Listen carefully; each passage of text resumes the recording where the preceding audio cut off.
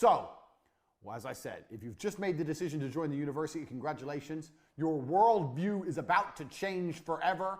I don't have a seatbelt on my chair, but I'm ready. If you have a seatbelt on your chair, put it on. If you don't, hold on tight. We're about to get rich. Right here, Hustlers University. Lesson 1. I've even got a whiteboard for you motherfuckers. That's how hard I've worked on this university project. Whiteboard, markers. Lesson 1. Speed. Now, I tell this to everybody all the time, and nobody understands what I'm trying to say. I'm going to try and articulate it. Speed is extremely important in business. Everything that needs to be done must be done fast. That doesn't mean it has to be done cheap or shit. It means it has to be done quickly. People seem to conflate the two, that if you do something quickly, it must be terrible. That's not the case. When you're a professional fighter, you learn to punch. Your instructor says faster, faster, faster. You learn to punch faster. You don't degrade your punch. You don't start punching like an idiot. You keep the same quality of punch, but you do it quicker. Now, nobody in the world, the modern world especially, and I'm going to say this, a caveat that I've learned across my career as well, especially if you're dealing with creative people in any kind of regard, they don't understand speed. Numbers people kind of understand speed. Creative people don't understand speed. And this is they have a strength and a weakness there. With creative people have something I don't have. They're very creative and they can see things I can't see, but it takes time. I'm the complete opposite. I want everything done straight away now. But speed is super important for a business, and I'm going to tell you why. So whatever you're thinking of doing, whatever the business you're thinking of running, you need to do things quickly. If an airplane, everyone knows how planes work, is flying through the sky, arrow, beautiful demonstration for you there, a beautiful fucking diagram. Even if its engines fail, it will continue to fly. If the engines fail, it will not fall out of the sky and instantly crash to the ground. It will continue to fly. Do you know why? Because it has forward momentum. It's going forward, and that means the wings are creating lift, air is going underneath the plane. As long as the plane goes forward, it will not fall and fail. And a business is exactly the same. The key with business is to make sure you're always moving forward, always producing content, and always doing everything you can as quickly as possible while maintaining the quality. Do not conflate quality with speed. You can do the same. If you have an idea right now and you have someone you're working with, let's say you need a new website. You tell the company it's going to take 2 weeks. No, it's not going to take 2 weeks. It's going to take 3 days. We're going to find someone else. We can't do it in 3 days. I'll find someone who can. You can build a good website in 3 days. People have unrealistic, stupid time frames. Everyone thinks things take forever. Things don't take forever. Things can be done quickly. I know, because I've done it. I've pushed people or done it myself and seen what's going to be done. Do you know what I could do in 2 weeks? Me, as a man who knows nothing about web design, in 2 weeks, I could learn web design and build a website. And I know nothing. So how the fuck can you, the guy who knows websites, take 2 weeks to build a fucking website? It's garbage. Everyone is slow. And being slow is deadly to a company for 2 reasons. One, the faster you get things online, the faster you start making money. Now, if you make money today because you were in a rush, let's say you quickly push and you get it online today and you make money. That's one universe. And another universe where it takes a week and you get it online. That week of making money is gone. That money is lost. The longer it takes to get something online, the less money you're going to make as a whole. If I start a company today to the end of my life and start a company next month to the end of my life, the one I start today has been running longer. It's going to generate more money. The quicker things are done, the quicker money is made. It's as simple as that. That's starting a company. Even if a company is already online, speed is super important once again. I'll give you an example. Let's say, I don't know, producing an advert. The faster you produce an advert, the faster it's out, the faster you get results. If you do it quick enough, you might be able to produce 2 adverts in the time that other people take to produce 1. Now you have double the advertising that other people have. Speed. You have to attack and you have to move quickly. When I talk to people, people say to me all the time, I have a business idea. I'll say, okay, cool. A week later, I'll say, how's your business? They'll go, what business? You have an idea and it's been a week. Where's your fucking company? Where's your business?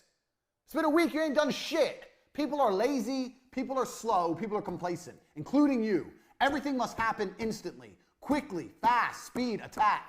Hitler conquered Europe with blitzkrieg.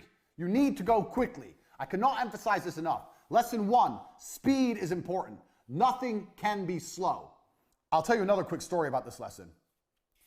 I used to run a company, so you're going to find out about a whole bunch of companies I ran and I've run in my time during this presentation. So My work history is long and varied, but I'll give it to you a very short version.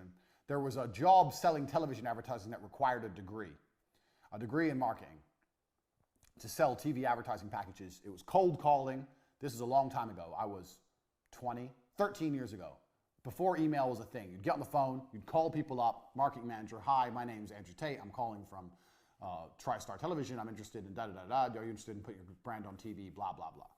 Old school sales, which anyone, if you've not done a sales job, and if you are gonna look for a job, do a sales job, because once you learn to sell, you're gonna be all right. And you're always gonna be looked after by the company because you bring the money in. They're gonna give you a nice car, a nice office, whatever. So anyway, I went to apply for this job. They said I needed a degree. I said, I don't need a degree. They're like, why didn't you go to university? I said, because I ain't got 4 years to waste in school. I'd rather get 4 years of experience out here working jobs. I'd rather have real experience and money in my pocket and learn the hard way than go to some school and sit around and drink alcohol and do drugs like all these other university graduates are. I'll work for free for 1 week, and if you don't think I'm good, don't give me the job. That's what I said. I worked for free for a week and they gave me the job because I'm a G. So there you go. That proves how pointless uni is. I got the job above all the graduates because I was prepared to do 1 week's free work. Well, it's better to do 1 week's free work than 4 years free work while paying money to go. The fuck is that? Waste of time. So I got this job at TriStar. I'm there. I break the company sales record in the first month. How? Because I was just on the phone. Hard work. Just calling. I would call everyone. Everyone in the office would laugh at me because we were a real small business. We were really small in terms of television advertising standards. And I would call the companies like McDonald's, like the huge companies that we never stood a chance of getting a deal with in a million years. I'd call everyone, tenacious. I'd get the newspaper and go through it. Anyone who put an advert in, that means they had an advertising budget, means they had a marketing manager, call them. So I broke the company record. In the first month, I landed 3 40 grand deals, 120 grand I brought in, 10% turnover, 10% commission, 12 grand for me. I was 20, got 12 grand. I didn't have never had this kind of money in my fucking life. I couldn't believe it. Turns out the top salesman there, besides me, because I broke the company record for the first month. I didn't break the company record as a total, but just for the first month. The best salesman there was a guy called Dan. You're going to hear about Dan a lot because he taught me a lot about sales and business. He wanted to start his own TV company. So I'd only been there a month. Now I'm having lunch with Dan, the number 2 in the company, and he's saying, I'm going to go start my own TV company. I want to make you a managing director. I've been doing it a month. I'm 20. Now I'm going to be a managing director of this company, but I have 12 grand in the bank, so I have a bit of money to sit on. I'm like, yeah, fuck it. What's the worst that can happen? Fuck it. So I only worked for this company a month and a half before I quit and start my own TV company. I'm 20. I own 50% of a TV advertising agency. Turns out Dan is a massive cocaine addict and basically left me to run the entire company. That's why he wanted me. He wanted me to do everything and him just go out and take the money from the bank and do cocaine. So at 20, I ran the entire company. Now, for a year and a half, this company functioned. And this company functioned by selling the cheapest television advertising that ever existed. So what we would do was, let's say we would charge people 19,000 pounds, and that would include a fully produced advertisement from start to finish, and their airtime on TV, and all the legalities to get them on TV. You have to go through the advertising standards, everything. That was a complete package with like 150 adverts on TV for like 18 grand. And we're calling people on the phone, me and Dan. Eventually we hired Tristan, ended up with like 10 members of staff, cold calling the world, promising television advertising at this price. Now, how does this all link back to lesson 1, speed? I'll tell you how. Because on an 18 or 19 grand package, we were only making 2 grand, 3 grand. We weren't making any money on it. In fact, a lot of the deals we were losing money or breaking even. But we were just trying to build up a customer base. We were just going into meetings saying, here's our clients, and showing a list of clients. People were like, how the fuck these young guys got all these clients? They must be some kind of young marketing geniuses. That's what people thought we were, but really we were just selling it too cheap. So we had all these clients. So how did we stay alive for a year and a half before it finally blew up in our face? Speed. We were robbing Peter to pay Paul. So we were getting money in. I bought a brand new car. Dan had a brand new car. We had this big fancy office. We're paying wages, but we didn't have the money. So how do you pay to put the person on TV? Well, you get a new deal. You get a new deal. You get a new deal. So you're paying for old deals with new money. But the key was, as long as we kept the speed going, as long as we kept the speed, as long as we kept pushing forward, we were never out of business. We didn't even need to make profit. We just needed to get money. If you can just find a way to get money into the bank, You don't even need profit. We were doing 2 deals a week. In our first year, we turned over nearly £1 million. I'm 20. I've got £1 million business. But there was no profit. It was just land a new deal so we can put the old deal on TV. And eventually you get deeper and deeper and deeper and deeper into the hole. So it gets to the point where you owe shitloads of money, which is what happened. Now, this business would have still lasted another 2-3 years. And this business, I learned a very valuable lesson in, which we're going to come to later. We're going to come back to this business, so pay attention. But I learned a really important lesson in this business. But this business would have lasted another 3 or 4 years, except I took a 1-month holiday to go training kickboxing in Thailand. I was still training at the minute. I wasn't a world champion by then, but I was still a professional fighter. I was training. I took a 1-month holiday. During my holiday, Dan just did shitloads of coke from the company bank account, just emptied the company bank account.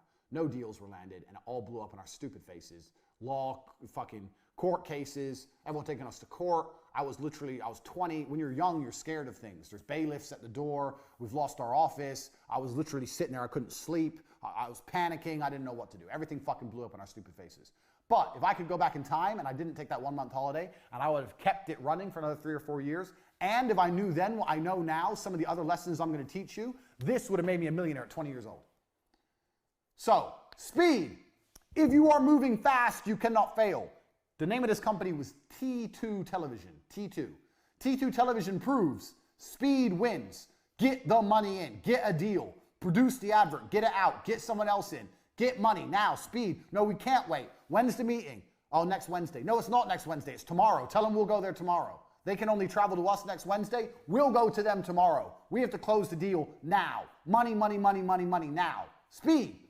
I cannot emphasize this enough because it is my entire business philosophy. If I had to give you one important point, this is the reason this is the first point. Speed. And everybody is slow.